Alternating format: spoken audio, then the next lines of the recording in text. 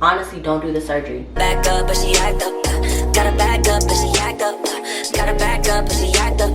Gotta back up, but she act up. Gotta back up, but she act up. Hey y'all, welcome to my 6-week update. Like today, literally today is 6 weeks post-op update on my BBL and 10 things I wish I knew. I really wish I knew before I got into this. So if you are new here, welcome. Make sure you subscribe because I'd love to keep you around here. And if you're not new, if you're returning, glad to have you back, okay? So I'm not gonna delay. We're gonna get right into this. So to provide a little background, I got a BBL, like the Brazilian butt lift surgery, plastic surgery, done on December 14th of last year, like literally last month. And I got it done in Miami by Dr. William Miami at 305 Plastic Surgery. Great experience. Love the trip, everything about it. Love my body. I'm also going to show you my body in this video at 6 weeks. But that's just a little bit of background on what I got done, who I got it done by. If you want more information, like the whole spill, see my BBL tell-all video, which I have linked down below in the description box. Or if you want to watch it, I also have a vlog of my BBL journey, and that's linked in the description box as well. So the first thing that I feel like nobody talked about, nobody told me about with this BBL is the freaking itch. I have on my my slingbacks from work, my little lemon pepper steppers. That BBL itch is awful. It's worse than like any pain that you get from the surgery. Like I can barely remember any pain really this whole journey. But that itch, if I don't get another round, it's because of the itch. It's that bad. Like, so the itch comes from your nerves regenerating. And I really feel it for the most part in my sides, my back, sometimes on my stomach, but really just like my sides and my back. And when that itch hits, if you scratch, it makes it worse. It gets worse. Like, you literally, there's nothing you can like physically do yourself to help it, okay? The only thing that the thing that saved my life, let me show y'all. This saved my life. This right here, the Benadryl gel, this is the only thing for real, other than like, I've also done like a Vicks vapor rub. That'll help, but it didn't even help all the time. This is the only thing. Every time I put it on, give it like 30 seconds, sometimes less than that, a lot of times less than that. If it's not like a severe itch, it's done. The itch is gone. This saved me because y'all, I have never itched so bad that I wanted to cry. Like, that's how bad the itch is. Oh, I just hate thinking about it. Like, the BBL itch, y'all dead wrong. Y'all dead wrong for not warning us about this itch. Y'all dead wrong. Get you some of this Benadryl gel if you're gonna get a BBL. Or if you're post-op and you haven't had that itch yet, go and get you some. It's like, I'm gonna link it down. You need it. The second thing, and this is getting real personal, but I'm here to give y'all the truth.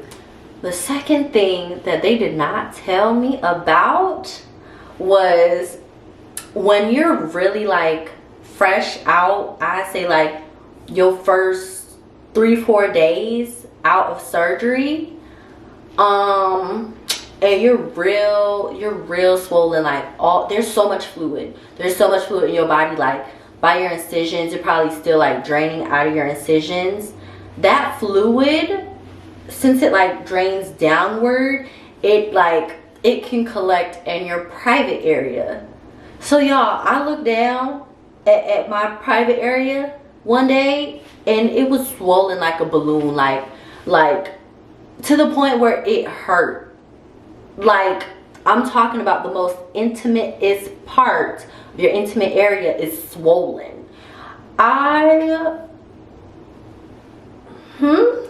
So I was stressed.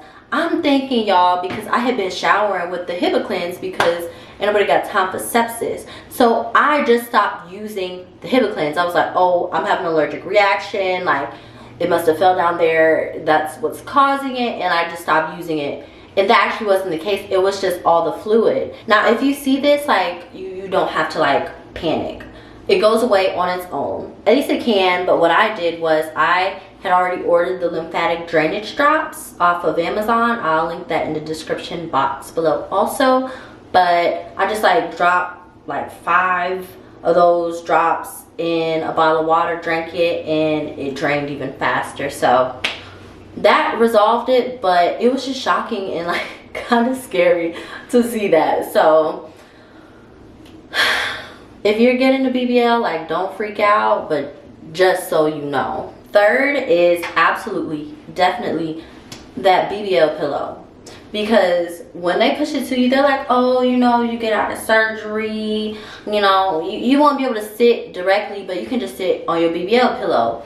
And looking at it, it makes sense. Like, you just put your thighs on the pillow and then your butt leans off of it. Somebody lied. Somebody lied. Okay? It is not, that is not, Sitting on that pillow hurts. Sitting on that pillow hurts so bad. I don't know if it's the pressure, like putting the pressure on that area. I don't know. It hurts and it's uncomfortable. I haven't heard anybody, because I'll ask like my surgery sisters, I haven't heard anybody say, yeah, I sit on the pillow, everything's all good. No.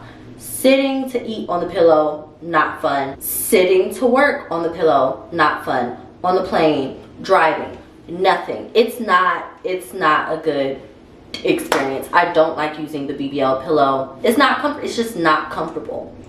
I do not like going out still. Like, I'm really still just at home, because if I gotta go out and carry around that pillow, which is a heavy little setup in the first place, if I gotta carry around this pillow and then sit uncomfortably on this pillow, and then like you're sitting up high because it elevates, like, it's too much.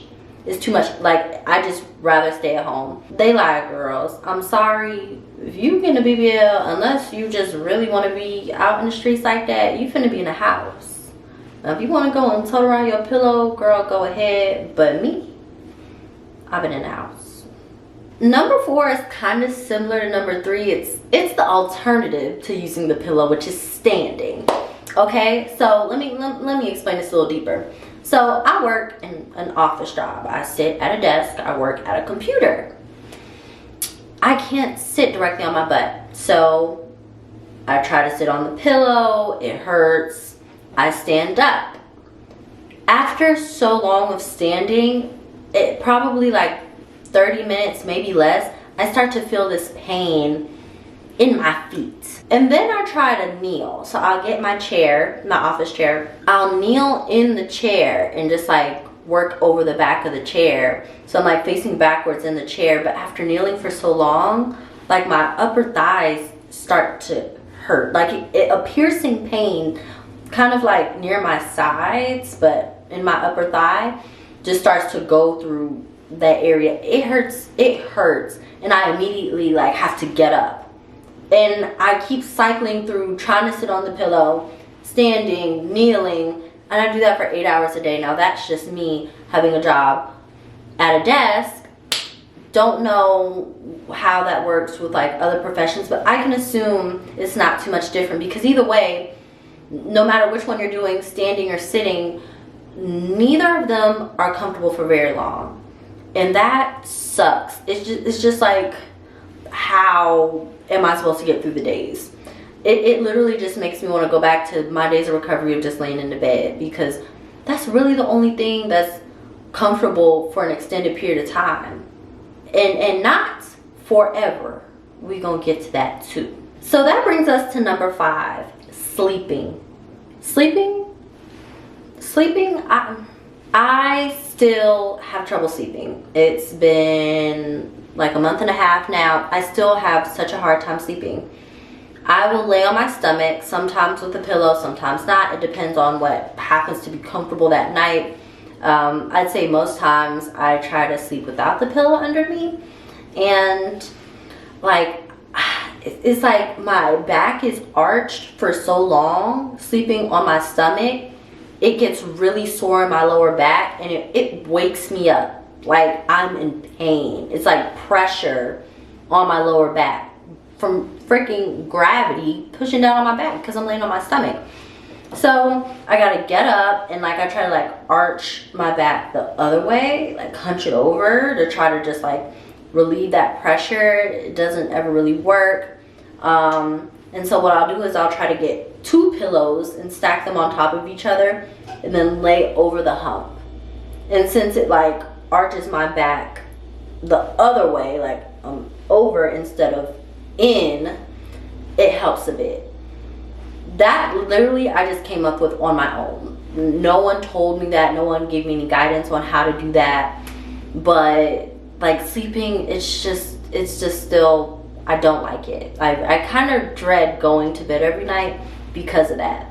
I still can't sleep on my sides because the fat is still healing up.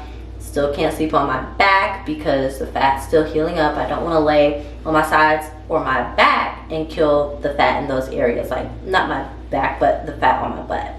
So, stomach sleeping still. I mean, you get what you get with going into this journey, but not being able to sleep comfortably sucks. So I know earlier I mentioned fluid, like fluid draining downward. That brings us into number 6. I'm gonna go back a little bit because no one told me about the stubborn fluid that may basically harden in your body. I'm having a hard time describing it, but basically like all that fluid, if it doesn't come out, it can stick and it gets hard and it creates these lumps. Yeah, not cute. I think that they loosen it up for you in your massages and with like cavitation and stuff. It's just so important to get your massages and even do massages on yourself with like an ab roller and some oil at home. But you have to get those massages. Like, I can't miss massages or else I will start to harden. Like, I know that getting the surgery in itself is a big investment. Part of that investment is the massages. Like, that aftercare, I would say, is equally as important as the surgery. If you can't get the aftercare that you need with the surgery, honestly, don't do the surgery. You're gonna be really upset if you get your surgery and then you have all these lumps and you're even less happy with your post-op body than you were with your pre-op body. So I know it's a lot, like it's a lot of money, but that stubborn fluid is no joke. Like, you don't want to do that to your body. So I heard a whole lot about fibrosis, and like, you don't want fibrosis, but like the accumulation of fluid in itself, like no one really talked about that, I feel like. So be wary of that. Do not skip your massages. Listen to your masseuse, because they have a lot of dolls that go through there. Like, they've seen a lot. So highly recommend get you a good masseuse. Don't skip those massages and give yourself some massages. Number 7, I could say I kind of heard about it. Not a whole lot though, so I just want to bring my own take to it, and that is scar treatment. Those incisions where they do the lipo, whether it be to take out the fat or put it in the fat, like, those are cuts. Those are cuts that can scar. Not only can they scar like scab type of scar, but they could also keloid scar. So you have to be kind of aggressive with it, but like not too aggressive, because I tried to be super aggressive with mine and like put scar pads on it like a couple weeks post-op, and it was stopping the incisions from healing up. So I had to wait like a month, and then once the incisions were like, okay, it's not going to reopen if you put this on here, now I'm doing the scar treatments with scar pads. So if you don't want to have those lipo holes, as they call them, would highly suggest getting some silicone scar sheets, serums, and gels. I will link some below. If you don't care, I mean, that's on you. I personally, I just want to be nice and smooth and curvy for the summer, so take heed. On another slightly vain note, number 8, I really want to wax. I really want to wax. I'm a waxing girl, Brazilian wax me, but I can't. It's been 6 weeks since my surgery, which means it's been probably 8 or 10 since my last wax. Probably more like 10, because I couldn't wax leading up to my surgery according to my doctor. I want to wax. Like, that's just what works for me, especially my skin. Really prone to like hyperpigmentation and ingrowns in my intimate area, so that's just what works for me.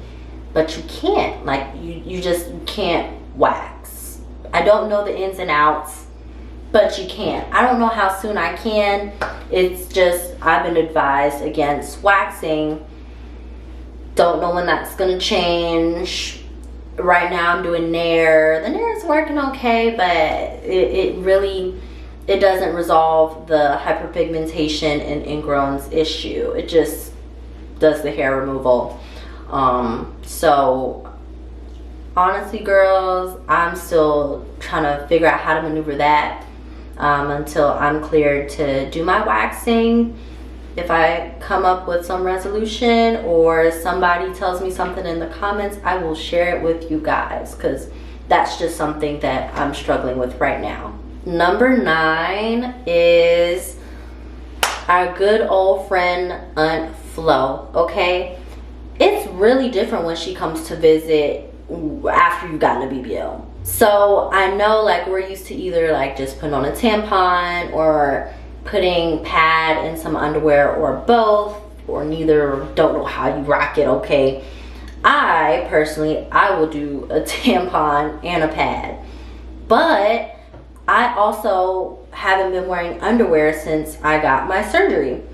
So the first time I encountered Aunt Flo post-op, I would just like try to take the pad and put it in where the zipper, or if it's my Pretty Girl Curves faja, the flap is, like, just put it on top of that.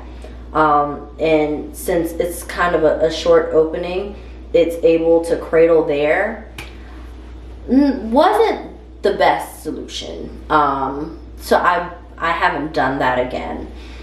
So this month, I'm a bit more healed up. I went to Victoria's Secret and I got the seamless underwear. So my reasoning was, if there's no elastic to compress on my butt, then I should be okay. I don't know if that's true or not. I did it. I got the seamless underwear and I put the pad in. Of course, I did my tampon thing, and then I wore my faja over all of that. The seamless underwear, I think, was definitely, it didn't give the compression like I had planned, which was good, but I still felt something. And I didn't like that, because I was like, I really don't want to kill my fat, but I really don't want to be dirty either. So I don't know, definitely a judgment call. Periods, I just think right now are just complicated.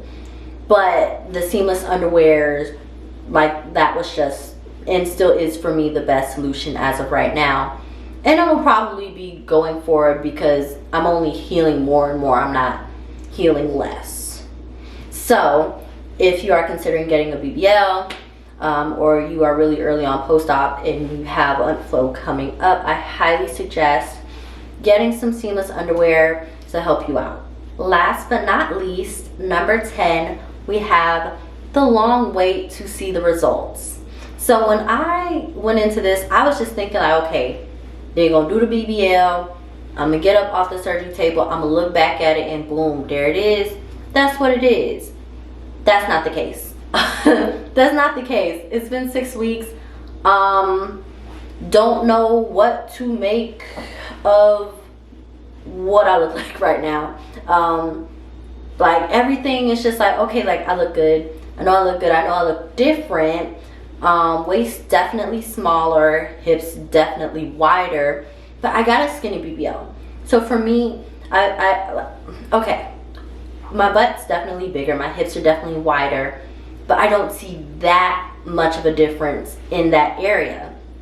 And everyone's telling me, like, whether it be dolls who've gone through the journey or just people who are pretty knowledgeable about BBLs, they're like, you're early in your journey, you haven't even fluffed out yet. You haven't even fluffed out yet. So I'm like, okay, I'm at 6 weeks and I haven't fluffed out, so there's still more to come. What am I gonna look like? I know I'm really expected to just give this big reveal already, and it's like I don't have it. Like I don't have it. I want to see the reveal, but I don't even know when to say, okay, these are my results. All I can say is I'm happy with the way I look. I was happy with the way I looked before my surgery. I'm happy with the way I look now. I just love it more. I just love looking at me more every single day. But as far as like my results, the day I get to show and be like, boom, this is me, I don't know when that is. So this is a good time now to show exactly what I'm looking like at 6 weeks post-op.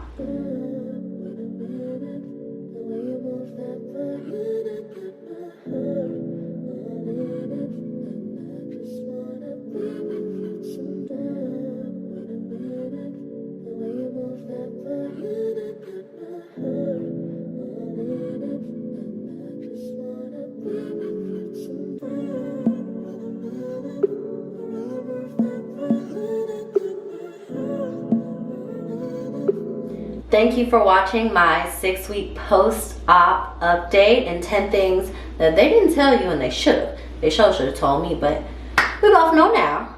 If you are new here, I hope you hit that subscribe button. If you haven't, make sure you do it now. And if you aren't, thank you for rocking with me. Keep rocking with me. We're going to take it all the way, okay? Now, I don't know if I'm going to be looking like a cheetah girl next time, but just give me some grace, okay? See you next time. Bye, guys.